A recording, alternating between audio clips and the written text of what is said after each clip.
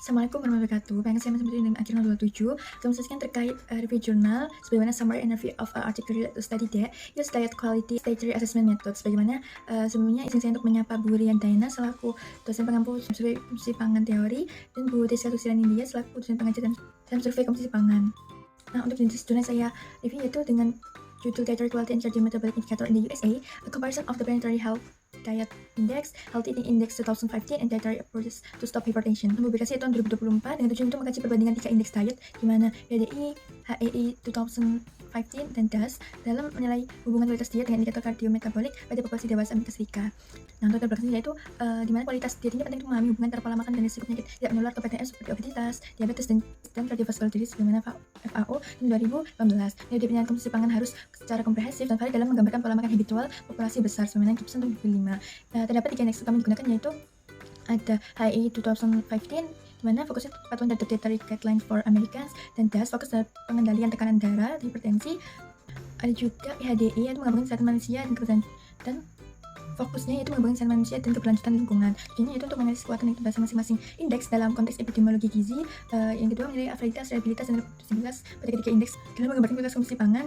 Yang terakhir itu mengidentifikasi potensi penerapan indeks diet sebagai alat penilaian berbasis bukti untuk kebijakan dan intervensi gizi secara berkelanjutan. Nah, untuk dashboardnya atau prinsip penelitiannya itu menggunakan analisis komparatif yaitu cross sectional berbasis data nasional NHA-NES tahun 2011 hingga 2018, sebagaimana PHDI sendiri itu fokus keberlanjutan pangan dan keseimbangan protein nabati dan hewani. Untuk HI 2015 itu kepatuhan terhadap dietary guidelines for American, dan tersendiri itu kontrol tekanan darah melalui diet rendah natrium dan tinggi buah, sayur, serta produk rendah lemak. Untuk analisis sendiri itu digunakan adalah construct validity and criterion related validity, di mana skor indeksnya dibandingkan dengan biomarker objektif kardiometabolik untuk menilai korelasi dan kekuatan prediksi. Dan fokusnya itu membandingkan 3 indeks diet, ada Planetary Health Diet Index atau PHDI, ada Healthy Eating Index 2015 atau HEI 2015, dan Dietary Approach to Stop Hypertension atau DAS sendiri. Tujuan utama itu untuk menilai hubungan antara kualitas diet dan indikator kardiometabolik seperti tekanan darah, kolesterol, glukosa, dan IMT. Konsepnya itu comparative dietary assessment untuk melihat konsistensi antar indeks dalam prediksi risiko penyakit kardiometabolik. Sebenarnya untuk itu penggunaannya yaitu untuk 3 instrumen ini cocok digunakan untuk epidemi gizi skala besar seperti NHNS tahun 2015 dan 2014, cocok untuk analisis retrospektif dan pemantauan tren diet populasi serta kaitannya dengan risiko penyakit kardiometabolik. Karakteristik metode sendiri yaitu PHDI itu menilai keseimbangan gizi dan keberlanjutan lingkungan seperti protein nabati dan hewani hingga emisi karbonnya. Untuk HI 2015 yaitu berbasis pertemuan gizi Amerika Serikat dengan skor 0 hingga 100. Untuk sendiri itu fokus pada buah, sayur, sereal utuh, rendah natrium, dan lemak jenuh, dan semuanya ini bersifat terstandar, efektif, dan low responder burden. Untuk sampel penelitian itu terdiri dari 8.128 peserta dewasa dengan usia lebih dari sama dengan 20 tahun, non hamil dan non menyusui dari pemilihan menggunakan multi-test probability sampling untuk mengestimasikan populasi dewasa Amerika Serikat. Data mencakup 2 kali sebagaimana 24-hour food recall dan biomarker klinis seperti tekanan darah, lipid, glukosa, dan IMT. Dengan repetisinya itu desain cross sectional dengan 2 kali. Pertama ada 24-hour food recall untuk mengkoreksi variasi interpersonal konsumsi, dan kedua itu ada pemeriksaan klinis seperti tekanan darah, glukosa, dan lipid. Dilakukan sekali per individu guna memperkirakan hubungan antara kualitas diet dan indikator metabolik, sebagaimana yang terlampir di sebelah. Untuk instrumen sendiri yaitu ada PHDI menilai keseimbangan antara kesehatan manusia dan keberlanjutan lingkungan, di mana mengukur proporsi konsumsi makanan nabati, sumber protein hewani, dan asupan makanan ultra proses, dan dalam kaitannya dengan target yang berkelanjutan. Untuk HI 2015 untuk menilai kepatuhan terhadap Dietary Guidelines for Americans atau DGA dengan 13 komponen termasuk buah, sayur, utuh, asam lemak, gula tambahan, dan natrium. Untuk dia sendiri yaitu Dietary Approach to Stop Hypertension fokus pada pola diet yang menekankan pada konsumsi buah, sayur, produk susu rendah lemak, dan natrium serta daging merah. Untuk teknis pengisiannya sendiri yaitu data dikumpulkan dengan Automated Multiple Test Method atau MPM sebanyak 2 kali 24-hour food recall, dengan hari pertama tatap muka dan hari keduanya via telepon, wawancara NHNES, terlatih menggunakan food model booklet untuk estimasi porsi. Selanjutnya juga mengisi kuesioner sebagaimana sosial demografis dan kesehatan, meliputi usia, jenis kelamin, ekonomi, dan aktivitas fisiknya. Data menggunakan Food Pattern Equivalent Database atau FPED untuk menghitung skor PDI, HEI 2015, dan DAS.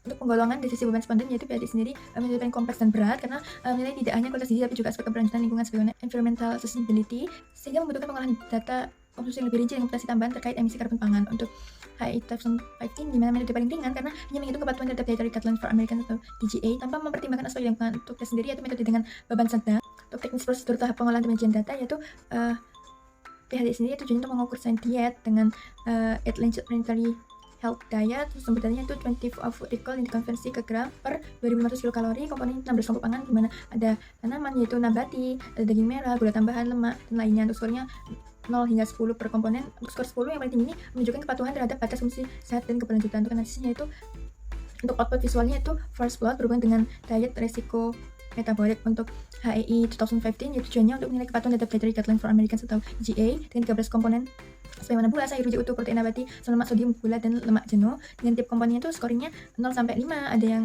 0 sampai 10 atau juga ada yang 0 hingga 100. Untuk skor HI sendiri dikaitkan dengan tekanan darah, glukosa, lipid, dan IMT. Untuk kita sendiri itu tujuan untuk mengukur kepatuhan terhadap pola diet yang tinggi buah dan sayur dan rendah natrium. Untuk komponennya ada 8 kategori termasuk buah, sayur, kacang, biji, susu, rendah lemak, daging tambah lemak, natrium, dan gula. Untuk scoringnya itu berdasarkan kuintil konsumsi, yaitu semakin sehat asupan semakin tinggi skornya. Untuk analisisnya itu evaluasi hubungan skor tes dengan tekanan darah dan profil lipid. Outputnya itu rata skor tes sebagaimana tabel korelasi antar indeks diet. Ini terdapat keunggulan dan keterbatasannya, di mana PHDE sendiri yaitu kelebihannya mengintegrasikan aspek gizi, kesehatan, dan keberlanjutan lingkungan sehingga memberikan gambaran diet yang lebih holistik, mampu menilai keseimbangan antara konsumsi pangan nabati dan hewan secara proporsional, dan sudah digunakan dalam penelitian populasi besar. Keterbatasannya yaitu masih baru dan belum sepenuhnya tervalidasi di berbagai konteks dan perhitungan kompleks dan membutuhkan konversi konsumsi ke satuan gram per 2500 kilokalori dan sulit diterapkan di negara dengan keterbatasan data rinci konsumsi pangan. Untuk HEI 2015 terstandar karena terstandar nasional di Amerika Serikat karena berdasarkan Dietary Guidelines for Americans atau DGA, mempunyai reliabilitas tinggi dan mudah diinterpretasi karena sistem scoringnya jelas. Keterbatasan yaitu tidak mempertimbangkan aspek keberlangsungan pangan, kurang sensitif terhadap selain itu juga kurang sensitif terhadap variasi kualitas pangan di luar konteks diet barat. Untuk kita sendiri yaitu kelebihannya untuk valid mengenai pola diet yang berhubungan dengan tekanan darah dan kesehatan jantung, fokus pada asupan tinggi buah, sayur, dan produk susu rendah lemak, sehingga ini efektif untuk intervensi klinis jangka panjang dan studi observasional jantung. Untuk keterbatasan yaitu tidak mencakup dimensi lingkungan berkelanjutan dan memerlukan estimasi natrium yang seringkali sulit diukur secara tepat. Untuk potensi R sendiri yaitu dasar report bias, dimana sebenarnya cenderung underreport untuk makanan tinggi energi dan overreport untuk makanan yang sehat. Juga social disability bias, dimana pelaporan dipengaruhi dengan persepsi sosial yaitu makanan harus sehat karena di recall. Ada juga recall bias untuk kesalahan ingat dalam 24-hour food recall, dan juga misclassification error, dimana ada perbedaan kategori antar indeks simulasi porsi tidak akurat, dan within person variability, dimana variasi kebiasaan makan harian menurunkan sisi asupan rata-rata. Cara minimalisir yaitu gunakan 2 kali metode 24-hour food recall non berturut-turut untuk pola makan yang representatif untuk variasi harian. Lakukan USDA atau multiple pass method. Lakukan energy adjustment per 1000 kilokalori validasi individu dan gunakan food patterns equivalent database untuk standarisasi kategori pangan. Nah, untuk pengolahan datanya itu lakukan secara cross validation antar indeks terhadap indikator kardiometabolik seperti IMT, tekanan darah, dan kolesterol, dan manfaatkan sampel besar NHA-NES sebagaimana respondennya 8.128 orang untuk meningkatkan reliabilitas dan mengurangi error acak. Ini ada validitas dan reproduksibilitas, di mana PHDE sendiri itu validitasnya tinggi terhadap indikator metabolik seperti IMT, di mana menunjukkan skor tinggi berhubungan dengan IMT dan kolesterol lokal lebih rendah. Reliabilitas antar waktu baik. Nah, untuk HEI 2015 itu valid dan reliable untuk menilai kualitas diet populasi yang sensitif terhadap variasi konsumsi buah, sayur, dan lemak jenuh dengan korelasi dengan HDL-nya tinggi. Untuk sendiri valid sebagai tekanan darah, skor tinggi berkaitan dengan risiko hipertensi yang lebih rendah. Untuk faktor pengaruh validitas dan reproduksibilitas yaitu di mana PHDE sendiri faktornya variabilitas konsumsi pangan sesuai kategori pangan dan bias pelaporan asupan. Untuk HI 2015 ini ada estimasi porsi, perubahan perilaku makan antar recall, kesalahan input data. Untuk tes sendiri bias pelaporan natrium, penggunaan data 24-hour food recall yang tunggal, dan variasi individu. Hubungan dengan outcome penelitian yaitu tujuannya untuk menganalisis hubungan 3 indeks diet, PHDI, HI 2015, DAS dengan indikator